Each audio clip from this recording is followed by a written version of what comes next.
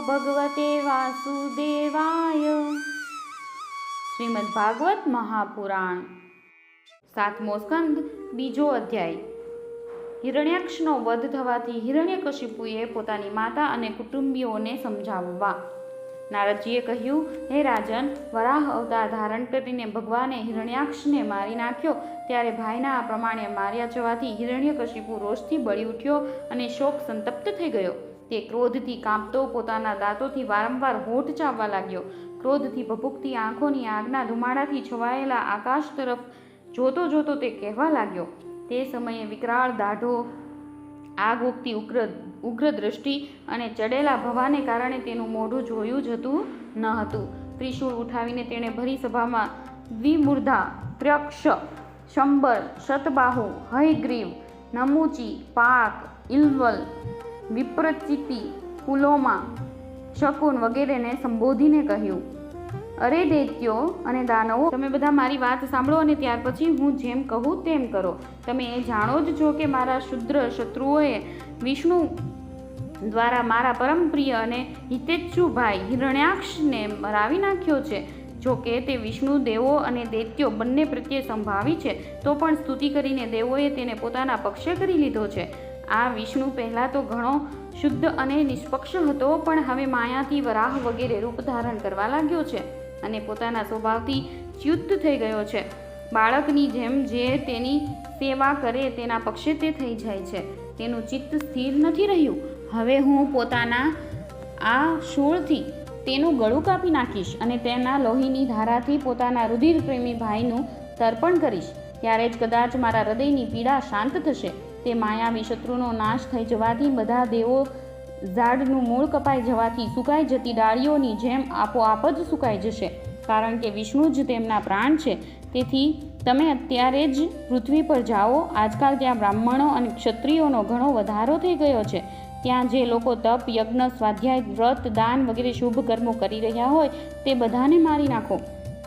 વિષ્ણુનું મૂળ છે બ્રાહ્મણોના ધર્મ કર્મ, કારણ કે યજ્ઞ અને ધર્મ જ તેના સ્વરૂપ છે. દેવો, ઋષિઓ, પિતૃઓ, સમસ્ત પ્રાણીઓ ધર્મનો તે જ પરમ આશ્રય છે.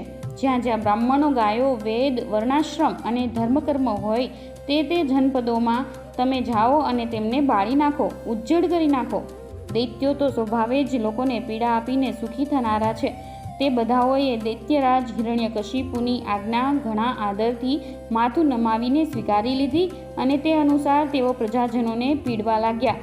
તેમણે નગરો, ગામો, વ્રજ, ગાયોના નિવાસસ્થાનો, ઉદ્યાનો, ખેતરો, વિશ્રાંતિ સ્થાનો, ઋષિઓના આશ્રમો, રત્ન વગેરેની ખાણો, ખેડૂતોની વસ્તીઓ, તળેટીના ગામો, નેસડાઓ એટલે કે ભરવાડોના વસવાટો, વેપારના કેન્દ્રો એવા મોટા મોટા શહેરો એ બધાને બાળી મૂક્યા.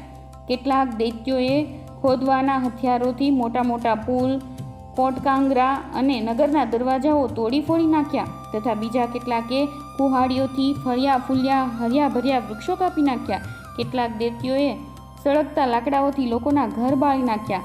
આ પ્રમાણે દૈત્યોએ નિર્દોષ પ્રજાને ભારે પીડિત કરી મૂકી. તે સમયે દેવો સ્વર્ગ છોડીને ગુપ્ત વેશે પૃથ્વી પર વિચરણ કરતા હતા. હે યુધિષ્ઠિર, ભાઈના મૃત્યુને લીધે હિરણ્યકશિપુને ઘણું દુઃખ થયું હતું. જ્યારે તે તેની અંત્યેષ્ટિ ક્રિયા વગેરેથી પરવાર્યો ત્યારે પોતાના ભત્રીજાઓ શકુની, શંબર, ધૃષ્ટ, ભૂત સંતાપન, વૃક, કાલનાભ, મહાનાભ, હરિશ્મશ્રુ અને ઉત્કચને સાંત્વન આપ્યું. તેમની માતા ઋષભાનુને તથા પોતાની માતા દિતિને દેશકાળ અનુસાર મધુર વાણીથી સમજાવતા તેણે કહ્યું, હિરણ્યકશિપુએ કહ્યું, મારી વહાલી માતા, વહુ અને પુત્રો, તમારે વીર હિરણ્યાક્ષ માટે કોઈ પ્રકારનો શોક કરવો જોઈએ નહીં. વીર પુરુષો તો એવું જ ઈચ્છે છે કે યુદ્ધભૂમિમાં પોતાના શત્રુઓ સામે તેમને હંફાવીને પોતે પ્રાણ ત્યાગ કરી દે. વીરો માટે આવું જ મૃત્યુ પ્રશંસનીય છે. હે દેવી, જેમ પરબ પર ઘણા બધા લોકો એકઠા થઈ જાય છે, પરંતુ તેમનું એ હળવું મળવું થોડા સમય માટેનું જ હોય છે, બરાબર એવી જ રીતે જીવો પણ પોતાના કર્મોના ભેદે નસીબ જોગે મળે છે અને વિખૂટા પડે છે. વાસ્તવમાં આત્મા તો નિત્ય, અવિનાશી, શુદ્ધ, સર્વગત, સર્વજ્ઞ છે અને દેહ, ઇન્દ્રિયો વગેરેથી ભિન્ન છે.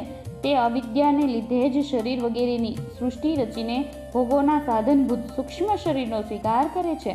જેમ હાલતા પાણીની સાથોસાથ તેમાં પ્રતિબિંબિત થતા વૃક્ષો પણ હાલતા હોય એમ દેખાય છે અને ફેરવવામાં આવતી આંખની સાથોસાથે સઘળી પૃથ્વી જ જાણે ફરતી હોય એમ દેખાય છે. તેવી જ રીતે હે કલ્યાણી, વિષયોને કારણે મન ભટકવા લાગે છે અને મન સાથે તાદાત્મ્ય કરીને તે નિર્વિકાર હોવા છતાં તે પણ ભટકવા લાગે છે. પરંતુ નિર્વિકાર હોવા છતાં વાસ્તવમાં આત્માનો સ્થૂળ શરીર અને સૂક્ષ્મ શરીર સાથે કોઈ પણ સંબંધ નથી. બધી રીતે શરીર રહિત આત્માને શરીર સમજી લેવો એનું જ નામ અજ્ઞાન છે અને એનાથી જ પ્રિય કે અપ્રિય વસ્તુઓનું મળવું કે વિખૂટા પડવું થાય છે. એનાથી જ કર્મોની સાથે સંબંધ થઈ જવાને કારણે સંસારમાં ભટકવું પડે છે. જન્મ મરણ, અનેક પ્રકારના શોક, અવિવેક, ચિંતા અને વિવેક વિસ્મરણ એ બધાનું કારણ આ અજ્ઞાન જ છે. આ બાબતમાં એક પ્રાચીન ઇતિહાસ છે જે મૃત્યુ પામેલા મનુષ્યોના સગા સંબંધીઓ સાથેનો યમરાજનો વાર્તાલાપ છે. તમે ધ્યાનથી તે સાંભળો. ઉશીનર દેશમાં એક મહાન યશસ્વી રાજા હતો. તેનું નામ હતું સુયજ્ઞ. યુદ્ધમાં શત્રુઓએ તેમને મારી નાખ્યો ત્યારે તેના ભાઈબંધુઓ તેને વીંટળાઈને બેસી ગયા. તેનું રત્નજડિત કવચ છિન્ન ભિન્ન થઈ ગયું હતું. ઘરેણાં અને માળાઓ નષ્ટ ભ્રષ્ટ થઈ ગયા હતા. બાણોના પ્રહારથી તેનું હૃદય પણ વિંધાઈ ગયું હતું. શરીર લોહીથી લથપથ હતું. વાળ વિખરાઈ ગયા હતા. આંખો બહાર આવી ગઈ હતી. ક્રોધના કારણે દાંતોથી તેના હોઠ દબાયેલા હતા. કમળ જેવું મુખ ધૂળથી ઢંકાઈ ગયું હતું. યુદ્ધમાં તેના શસ્ત્રો અને તેના હાથ કપાઈ ગયા હતા. દેવવશાત પોતાના પતિ ઉશીનર નરેશની આવી દશા થયેલી જોઈને રાણીઓને ઘણું દુઃખ થયું. હા નાથ, અમે અભાગણીઓ તો વગર મોતે મરી ગઈ એમ કહીને તેઓ વારંવાર જોર જોરથી છાતી કૂટતી પોતાના પતિના ચરણો પાસે ઢળી પડી. તેઓ જોર જોરથી એટલું રડવા લાગી કે તેમના સ્તન પરના ચંદન સાથે ભળી જઈને વહેતા લાલ લાલ આંસુઓએ પ્રિયતમના ચરણકમળ પખાળી દીધા. તેમના વાળ અને ઘરેણાં આમ તેમ વિખરાઈ ગયા. તેઓ કરુણ આક્રંદ સાથે વિલાપ કરી રહી હતી, જેને સાંભળીને મનુષ્યના હૃદયમાં શોકનો સંચાર થઈ જતો હતો. રે હાય, વિધાતા ઘણો ક્રૂર છે. હે સ્વામી, તેણે જ આજે તમને અમારી આંખો આગળથી અદૃશ્ય કરી દીધા. પહેલાં તો તમે સમસ્ત દેશવાસીઓના જીવનદાતા હતા, પણ આજે તેણે જ તમને એવા બનાવી દીધા છે કે તમે અમારો શોક વધારી રહ્યા છો. હે પતિદેવ, તમે ખૂબ કૃતજ્ઞ છો કે અમારી થોડી સરખી સેવાને પણ ઘણી કરીને માનતા હતા. હાય, હવે તમારા વિના અમે કેવી રીતે રહી શકીશું? અમે તો તમારા ચરણોની દાસીઓ છીએ. હે વીર શ્રેષ્ઠ, તમે જ્યાં જઈ રહ્યા છો ત્યાં જ આવવાની અમને પણ આજ્ઞા આપો. તેઓ પોતાના પતિનું શબ પકડીને આ પ્રમાણે વિલાપ કરતી હતી. તે શબને અગ્નિદાહ માટે ત્યાંથી લઈ જવા દેવાની તેમને ઈચ્છા થતી ન હતી. એટલામાં જ સૂર્યાસ્ત થઈ ગયો. તે સમયે ઉશીનર નરેશના સંબંધીઓએ જે વિલાપ કર્યો હતો તે સાંભળીને સ્વયં યમરાજ બાળકના વેશમાં ત્યાં આવ્યા અને તેમણે તે લોકોને કહ્યું. યમરાજે કહ્યું, અહો, આશ્ચર્ય છે. આ લોકો તો મારા કરતાંય ભીડ છે. લોકોનું જન્મવું અને મરવું બરાબર જુએ છે, છતાં પણ આટલા મૂઢ થઈ રહ્યા છે. અરે, આ મનુષ્ય જ્યાંથી આવ્યો હતો ત્યાં જ ચાલ્યો ગયો. આ લોકોએ પણ એક ને એક દિવસ ત્યાં જ જવાનું છે. તો પછી આ લોકો વ્યર્થ શા માટે આટલો શોક કરે છે? અમે તો તમારા કરતાં લાખ ગણા સારા છીએ, પરમ ધન્ય છીએ, કારણ કે અમારા માતા પિતાએ અમને છોડી દીધા છે. અમારા શરીરમાં પર્યાપ્ત શક્તિ પણ નથી, તો પણ અમને કોઈ ચિંતા નથી. વરુ વગેરે હિંસક પ્રાણીઓ અમને કશી હાનિ પહોંચાડી શકતા નથી. જેણે ગર્ભમાં રક્ષણ કર્યું હતું તે જ આ જીવનમાં પણ અમારું રક્ષણ કરતો રહે છે. હે દેવીઓ, જે અવિનાશી ઈશ્વર પોતાના આનંદ ખાતર આ જગતનું સર્જન કરે છે, પાલન કરે છે અને નાશ કરી દે છે, તે પ્રભુનું આ જગત તો એક રમકડું માત્ર છે. તે આ ચરાચર જગતને શિક્ષા એટલે કે દંડને પુરસ્કાર આપવામાં સમર્થ છે. ભાગ્ય અનુકૂળ હોય તો રસ્તામાં પડી ગયેલી વસ્તુ પણ જેમની તેમ પડી રહે છે, પરંતુ ભાગ્ય પ્રતિકૂળ થવાથી ઘરની અંદર તિજોરીમાં મૂકેલી વસ્તુ પણ ખોવાઈ જાય છે. જીવ જંગલમાં પણ કોઈના સહારા વિના દેવની કૃપા દ્રષ્ટિથી ઘણા સમય સુધી જીવતો રહે છે, પરંતુ દેવના વિપરીત થવાથી ઘરમાં સુરક્ષિત રહેલો હોવા છતાં પણ તે મરી જાય છે. હે રાણીઓ, બધા પ્રાણીઓનું મૃત્યુ પોતાના પૂર્વજન્મોના કર્મોની વાસના અનુસાર સમય આવે થાય છે અને તે જ અનુસાર તેમનો જન્મ પણ થાય છે, પરંતુ આત્મા શરીરથી અત્યંત ભિન્ન છે. તેથી તે તેનામાં રહેલો હોવા છતાં પણ તેના જન્મ મૃત્યુ સાથે તેનો કોઈ સંબંધ નથી. જેમ મનુષ્ય પોતાના મકાનને પોતાનાથી અલગ અને માટીનું બનેલું સમજે છે, તેવી જ રીતે આ શરીર પણ આત્માથી અલગ અને માટીનું બનેલું છે.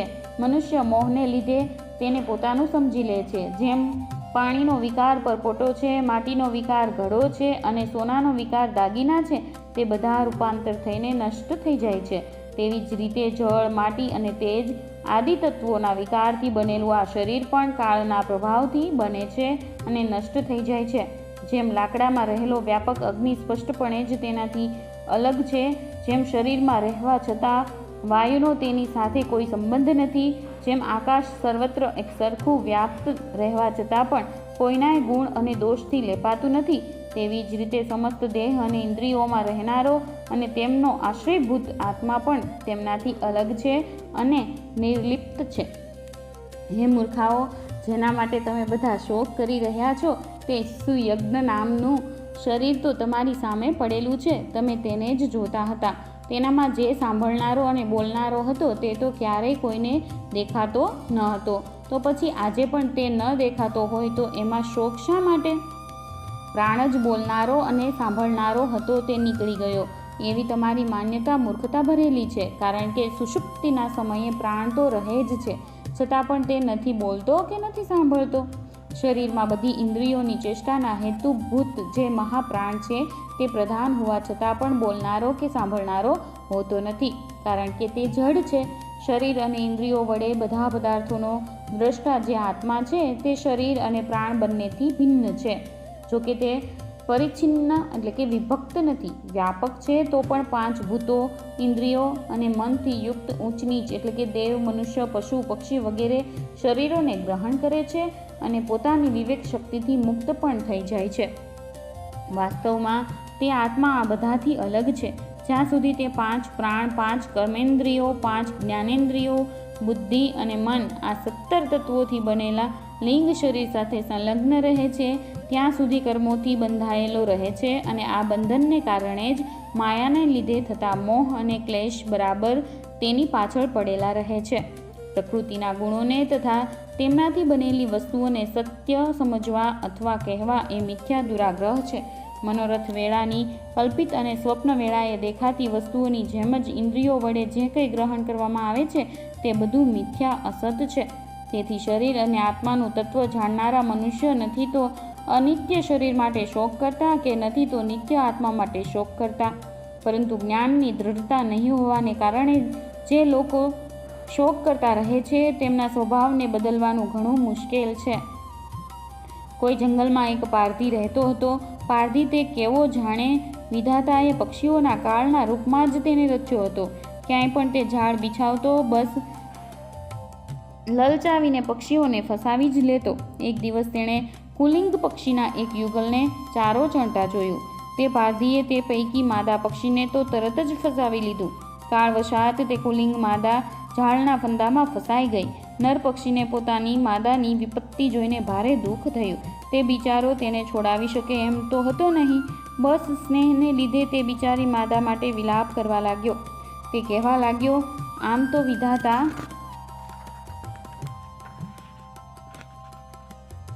સર્વ કાંઈ કરી શકે છે, પરંતુ તે છે ઘણો જ નિર્દય. આ મારી સહચરી એક તો રહી સ્ત્રી જાત અને બીજું મુજ અભાગ્યા સારું શોક કરતી તે ઘણી દીનતાથી તરફડી રહી છે. એને લઈને તે વિધાતા કરશે શું?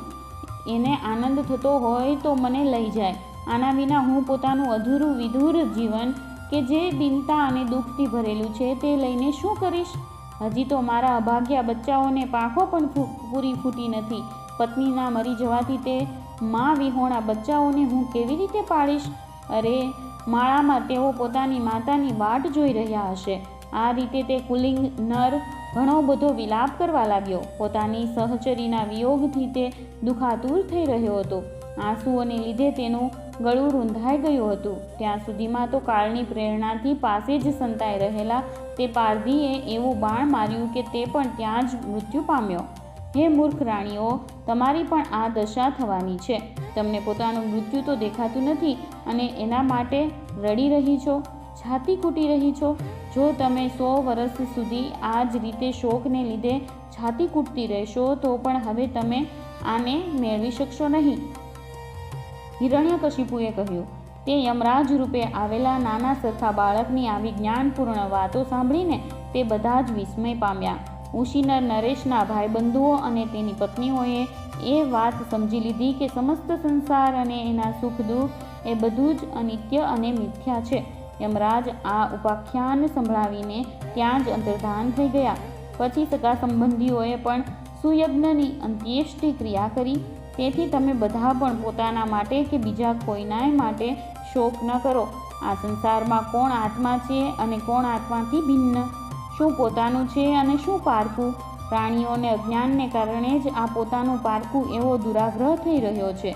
આ ભેદ બુદ્ધિનું અન્ય કોઈ કારણ નથી સિવાય કે અજ્ઞાન. નારદજી બોલ્યા, હે યુધિષ્ઠિર, પોતાની પુત્રવધૂની સાથે દિતિએ હિરણ્યકશિપુની આ વાત સાંભળીને તે જ ક્ષણે પુત્ર શોક ત્યજી દીધો અને પોતાનું ચિત્ત પરમ તત્વ સ્વરૂપ પરમાત્મામાં જોડી દીધું. 7મા સ્કંધ અંતર્ગત દિતિના શોકનું નિવારણ નામનો બીજો અધ્યાય સમાપ્ત.